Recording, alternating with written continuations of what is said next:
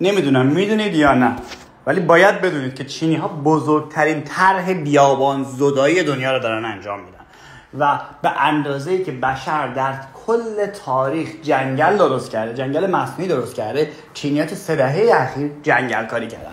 تجربه عظیم چینی ها در مبارزه با بیابان و بیابان زدایی میتونه به ما الهام بخش بشه تو مزارع، تو زمین‌های لمیزرع. اینکه چینی‌ها چطور این کار رو انجام دادن، چه عواملی باعث موفقیتشون شد و چه عواملی باعث شد که این نتیجه بزرگ رو پایدار کنن.